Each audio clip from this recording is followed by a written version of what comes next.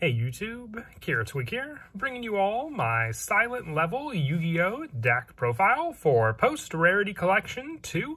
With the latest rarity collection, we have reprints for Silent Magician and Silent Swordsman in the latest Yu-Gi-Oh! Special Series booster. Wanted to update the silent level deck.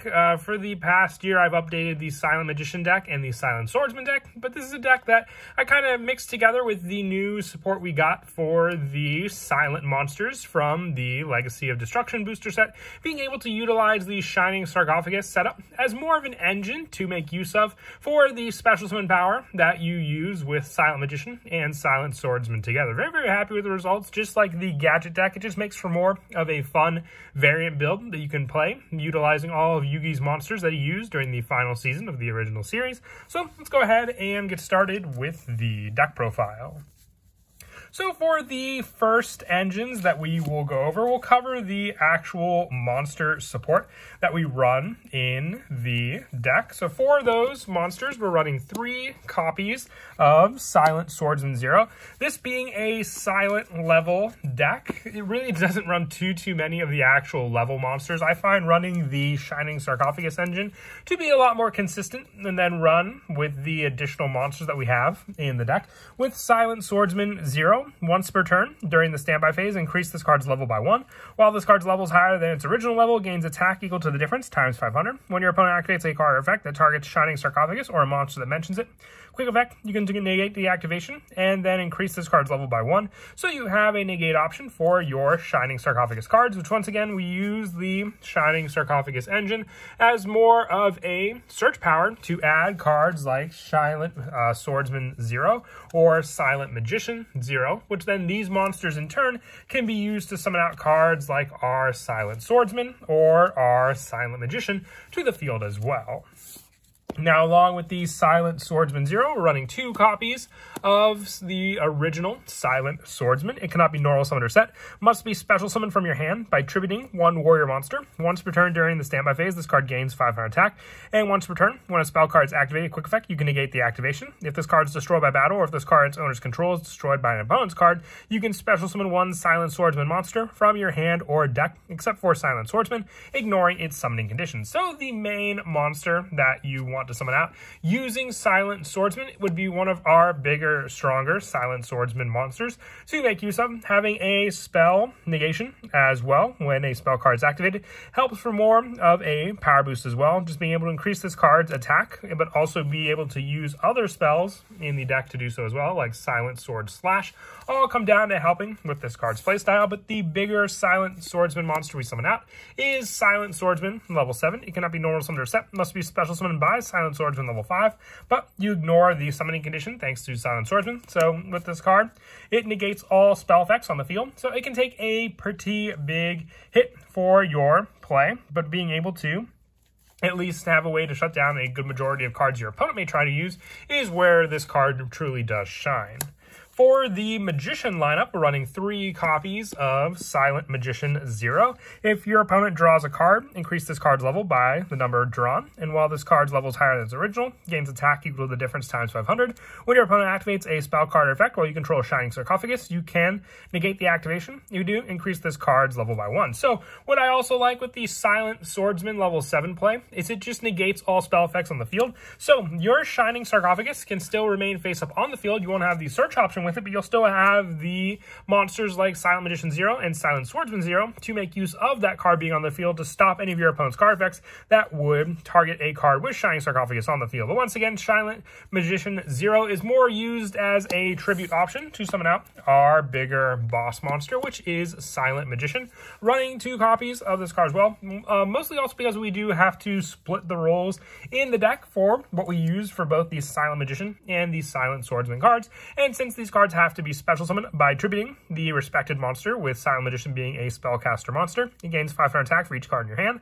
And once per turn, when a spell card is activated, you can negate the activation of this card, with also having another spell negate. And when it's destroyed by battle, or in its owner's possession, destroyed by an opponent's card effect, you can special summon 1 Silent Magician monster from your hand or deck, except for Silent Magician, ignoring its summoning conditions. What I would say is one of the bigger boss monsters, especially with our Silent Magician level 8, and being able to get around the special summon restrictions of this card as well, thanks to Silent Magician, and it's unaffected by your opponent's spell effects. So being a 3,500 attack point monster makes for quite a powerhouse. Having both this and Silent Swordsman level 7 on the field makes it all the better as well. While not as strong as Silent Magician level 8, you still have another powerhouse to back up your other monster to begin with.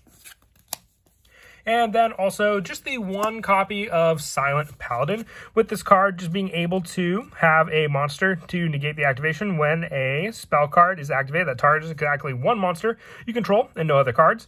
And this effect will be used once while this card is on the field. So being able to then use a light level monster from your graveyard to add back to your hand is what I like for the recycle power of Silent Paladin. You don't really have the search power for Silent Swordsman level 3 or level 4 in the deck since we're using the level 0 plays, but you have more of the recycle power for the one of copies that we run in the deck in case we want to summon them out again, or if our opponent gets around another way to get over that monster. And then for more of the generic Spellcaster and Warrior engines, I run 2 copies of Summoner Monk and 1 copy of Hat Tricker and Damage Juggler. More Spellcaster options to special summon out our Silent Magician onto the field. We also do run a wide variety of spells in the deck to discard off of Summoner Monk to then just grab us our needed Spellcaster type monster on the field as well. And also the 2 copies of Photon Thrasher being an additional warrior monster to, potentially tribute for Silent Swordsman on the field, but also it can just help with more of the extra deck options being a special summon onto the field also. For our spells, I'm running the 1 copy of Silent Sword Slash and the 2 copies of Silent Burning. While having additional search power in the graveyard, I considered running Foolish Burial Goods. I do like their power-up options, being able to target a Silent Swordsman monster you control and gain 1,500 attack and defense until the end of this turn. It's unaffected by your opponent's card effects as well, and the activation cannot be negated. And then you have the banish option to add a Silent Swordsman monster off this card as well, giving us the search for our higher level monsters if need be to add to our hand for the special summon off of Silent Magician or Silent Swordsman. And Silent Burning having more of a draw power effect, but also sharing the same banish option to add a Silent Magician monster from our deck to our hand as well. So these cards additionally have search power for their respected monster that we may want to summon out by using our level 0 monsters also.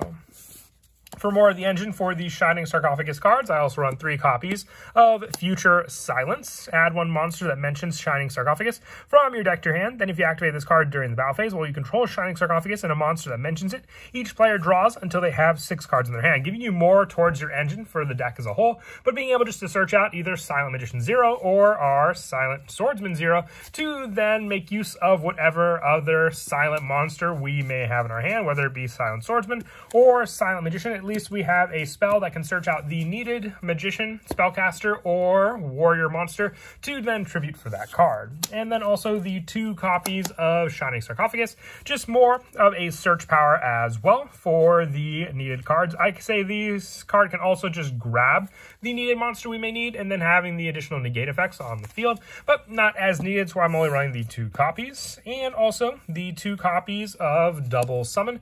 Now with the big part of the deck being to want to summon out these needed monsters, so if need be, or potentially even with some of the draw cards in the deck like Silent Burning or Future Silent, you can replenish your hand enough to use Double Summon to at least get your 2 monsters out onto the field, and then use both of the tribute plays to get the respected monsters out on the field also for each one of their summons. And then also 2 copies of Pot of Prosperity just to grab into the needed cards for the deck's engine to work. There's not really much in the extra deck that we need for any of our plays. They're more just generic monsters to be able to go into to begin with the rest of the one-ofs being 1 copy of Avarice for recycling cards once again from the graveyard, Call by the Grave, along with 1 Reinforcements to the Army for more Warrior Search, and then the 1 Snatch and Steal, potentially being able to either take a Spellcaster of our opponents or a Warrior, tribute it for then our own monster to summon out. For the traps, 3 copies of Infinite Impermanence, just for more negation on the field. Now, spells really do get shut down in this deck. That's why I wanted to focus more on this for a potential card to stop our opponent's monster effects, with the last of the traps being the 1 copy of Gozen Match and the 1 copy of There Can Only Be One. With the majority of our monsters in the main deck being light, we can have a pretty good setup there. And then also, once we have our Warrior setup, whether it be Silent Swordsman or our Magician setup as well, we can activate this card, shutting down some of the decks that focus on just one type, while us being able to have both Warrior and Spellcaster easily on the field for this one. And then as for the extra deck, as I said, it's a pretty generic extra deck with our lineup being Trapeze Magician, Gaga Cowboy, Tornado Dragon, Baguska, and Abyss Dweller for our level 4s, since the zeros are level 4 monsters along with their evolved forms. And for the other ones, being the overlay power on top of them, being Typhoon and also Zeus for being able to overlay over our special summon monsters or our Xyz monsters, with our link monsters being 1 Barricade Board Blocker, 1 Bujinki Ashashima, 1 Hippo Shenengan, along with 1 Nightmare Cerberus, 1 IP Masquerena, and 1 Lena the Light Charmer, with the rest of the links being 1 Donner Dagger for Hire, and the 1 Apollosa to go into as well. And then as for some of the go-to plays, the setup for the level summon is one of the bigger ones in the deck. So using cards like Future Silence to then add the needed spellcaster or warrior monster to then tribute out the needed monster on our hand can then set up the play of having the monster summon on the field, then going for the tribute play, giving us our swordsman or magician monster, as I said, depending on which one you searched out, goes down to which one you had in your hand to begin with. And then if you didn't have one to begin with, you either have search power, being able to reach into the cards in the deck to grab the needed one to then summon on the field, and then your opponent just trying to play around these cards to avoid destroying them by battle or card effect, and giving you your bigger silent level monster on the field also. But that is it for the deck profile. I hope you all enjoyed. As I said, I wanted to try and mix in some of the engine playstyle from the Shining Sarcophagus support with the newly reprinted support from the Rarity Collection 2, and I'm very happy with the results for this fun deck. And as always, until next time, please don't forget to leave a like and subscribe, and Kira Twig out.